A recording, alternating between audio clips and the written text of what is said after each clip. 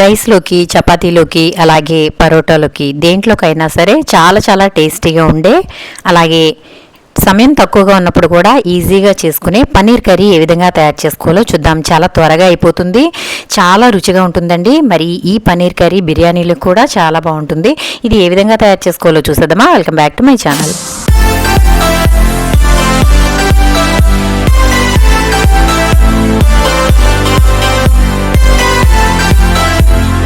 ముందుగా నేను ఇక్కడ 200 గ్రాముల పన్నీర్ అయితే తీసుకున్నాను. పన్నీర్ని ముందుగా కట్ చేసిన తర్వాత ప్యాకెట్లోంచి తీసుకున్నప్పుడు శుభ్రంగా కడుక్కోవాలి. అలా కడుక్కున్న తర్వాత ఇదిగోండి ఈ విధంగా క్యూబ్స్ మాదిరిగా కట్ చేసుకోవాలి.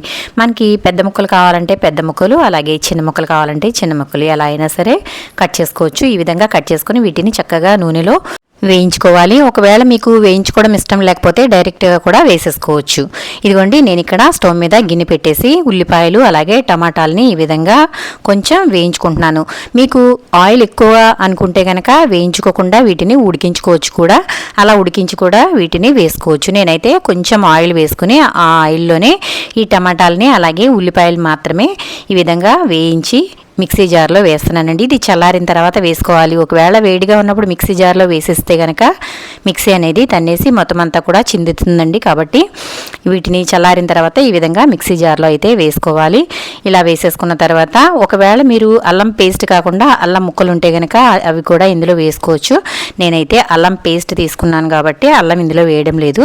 ఇప్పుడు ఇందులో 1 స్పూన్ అయితే పుచ్చగింజలు వేస్తున్నానండి. ఇవి వేసుకోవడం వల్ల కూర అనేది చాలా గ్రేవీగా వస్తుంది కాబట్టి చిన్న స్పూన్ తీసుకున్నాను కాబట్టి ఒక 4 స్పూన్లు వేస్తున్నాను. మీరు ఒకవేళ పెద్ద స్పూన్ అయితే కనుక 1 స్పూన్ వేస్తే సరిపోతుంది. ఈ విధంగా పుచ్చగింజలు వేసుకోవాలి. ఆ తర్వాత దీంట్లోనే గరం మసాలా వేస్తున్నాను. గరం మసాలా అంటే ధనియాలు, చెక్క, లవంగాలు, యాలకులు కలిపి మిక్సీ పట్టిన పౌడర్ అండి. ఇది ఒక 1.5 స్పూన్ అయితే వేశాను. నా దగ్గర పొడి ఉంది కాబట్టి పొడి వేస్తున్నాను. ఒకవేళ మీరు డైరెక్ట్గా వేసుకోవాలనుకుంటే కనుక విడిగా కూడా వేసుకోవచ్చు. కొన్ని ధనియాలు అలాగే చెక్క, లవంగా, యాలకులు. ఆ తర్వాత ఇదిగోండి కారం వేస్తున్నాను. కారం మనం తినేదానిని బట్టి వేసుకోవాలి. నేను ఇక్కడ సింపుల్గా ఈజీగా ఎవరైనా చేసుకునే విధంగా చెప్తున్నాను కాబట్టి అన్ని మిక్సీ జార్లో వేసేస్తున్నాను. కారం అయితే 3 స్పూన్లు వేశాను. అలాగే పసుపు అయితే ఒక 1/2 స్పూన్ వరకు వేశాను. ఆ తర్వాత రుచికి సరిపడా ఉప్పు వేసుకోవాలి. ఉప్పు కూడా నేను డైరెక్ట్గా ఇందులోనే వేసేస్తున్నాను. మనం ఇంకా కర్రీ చేసుకునేటప్పుడు అందులో ఉప్పు కారాలు ఏమీ వేసుకోవాల్సిన అవసరం ఉండదు. నేను 1.5 స్పూన్ వేశాను. ఆ తర్వాత అదంతా మిక్సీ పట్టేసి పక్కన పెట్టుకోవాలి. ఇదిగోండి ఆ తర్వాత బాండిలో ఆయిల్ వేసేసి ఆయిల్లో ఒక 2 బిర్యానీ ఆకులు వేసుకోవాలి. ఆ తర్వాత 4 లవంగాలు వేసుకోవాలి. ఇంకా తర్వాత నేను 2 పచ్చిమిర్చిని అలాగే ఒక పెద్ద ఉల్లిపాయని కట్ చేసి వేసుకుంటున్నాను. మనం మిక్సీ పట్టుకున్న దాంట్లో అయితే కనుక 1 ఉల్లిపాయని వేసాం కదా, ఇది ఒక ఉల్లిపాయ అనమాట. మీకు ఉల్లిపాయ ఇష్టం లేకపోతే కనుక ఈ విధంగా కట్ చేసి వేసుకోవడం, మనం వేయించుకునే దాంట్లో వేసేసుకుంటే సరిపోతుంది. ఇదిగోండి ఇప్పుడు ఈ ఉల్లిపాయని చక్కగా ఇలా వేయించుకోవాలి. కొంచెం ఉల్లిపాయలు మంచిగా రంగు వచ్చే వరకు వేయించుకోవాలి. మధ్య మధ్యలో కలుపుకుంటూ ఉల్లిపాయని మంచి రంగు వచ్చే వరకు ఈ విధంగా అయితే వేయించుకోవాలి. ఇప్పుడు ఇదంతా కూడా చక్కగా వేగిపోయింది చూడండి. ఉల్లిపాయ మంచి రంగు అయితే వచ్చేసింది కదా. ఇప్పుడు ఇందులో అల్లం వెల్లుల్లి పేస్ట్ అయితే వేసుకుందాము.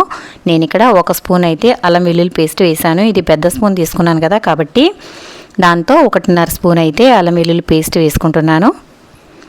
ఇది వేసేసుకున్న తర్వాత అల్లం వెల్లుల్లి పేస్ట్ కూడా పచ్చివాసన పోయే వరకు వేయించుకోవాలి.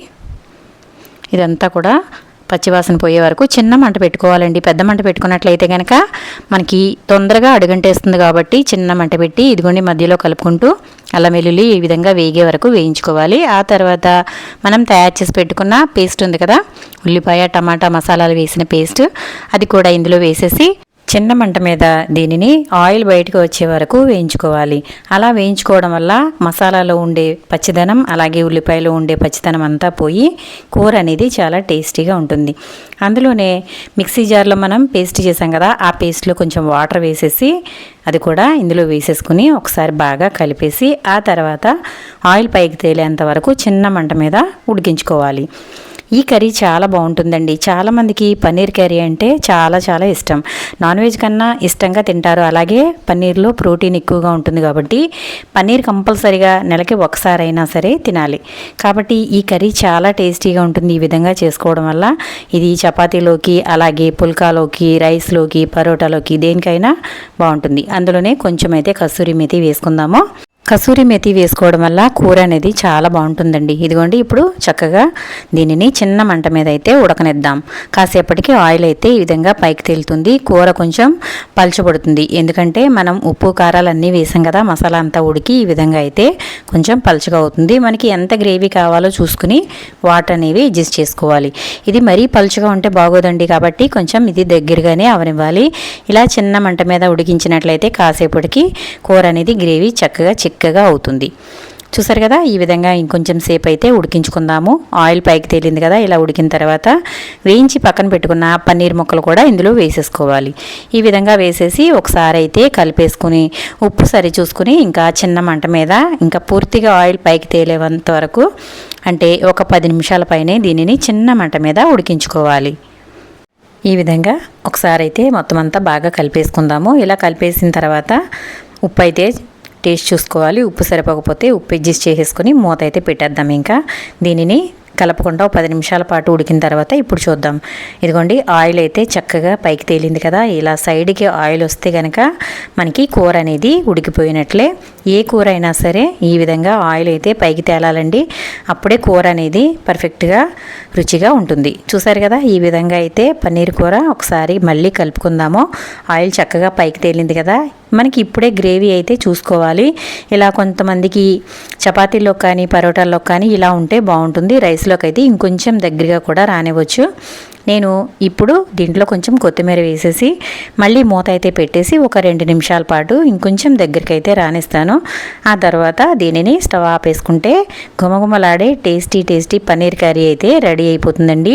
ఇది కొత్తగా వంట నేర్చుకునే వాళ్ళైనా, లేదంటే మనం ఎక్కడికైనా వెళ్ళాలి అనుకున్నప్పుడు సమయం తక్కువగా ఉన్నప్పుడు స్పీడ్గా వంట చేసుకుంటారు కదా, అటువంటి వారైతే చక్కగా ట్రై చేయొచ్చండి. ఎందుకంటే చాలా సింపుల్గా అయిపోతుంది కూర. ఈ విధంగా మూత పెట్టేసి ఒక 2 నిమిషాల పాటు దగ్గరగా రానిద్దాం. చూసారు కదా, ఇదిగోండి కంప్లీట్ అయిపోయింది. ఇప్పుడైతే స్టవ్ అయితే ఆఫ్ చేసేస్తున్నాను. ఇంకా అయితే మరీ గట్టిగా అయిపోతుంది. అప్పుడు మనకి రైస్లోకి కానీ చపాతీలోకి కానీ దేంట్లోకైనా కొంచెం కలుపుకోవడానికి గ్రేవీ ఉంటే బాగుంటుంది, కాబట్టి గట్టిగా అవనివ్వకుండా కలిపేసుకుని ఇప్పుడు స్టవ్ అయితే ఆపేద్దాం. ఇదిగోండి ఇంకా స్టవ్ అయితే నేను ఆపేసాను. అయినా కానీ ఉడుకుతూనే ఉంది, ఎందుకంటే ఇది కొంచెం వేడి ఉంటుంది కదా, ఈ విధంగా చిన్నగా కుక్ అవుతూ ఉంటుంది. స్టవ్ అయితే ఆపేసాను. ఇంకా గుమగుమలాడే పన్నీర్ కర్రీ రెడీ అయిపోయిందండి. మరి వీడియో ఏ విధంగా ఉంది? వీడియో నచ్చిందా? నచ్చితే కనుక లైక్ చేయండి, షేర్ చేయండి, సబ్స్క్రైబ్ చేయండి. మీరు కూడా తప్పకుండా ట్రై చేసి ఏ విధంగా ఉందో ఫీడ్బ్యాక్ ఇవ్వండి.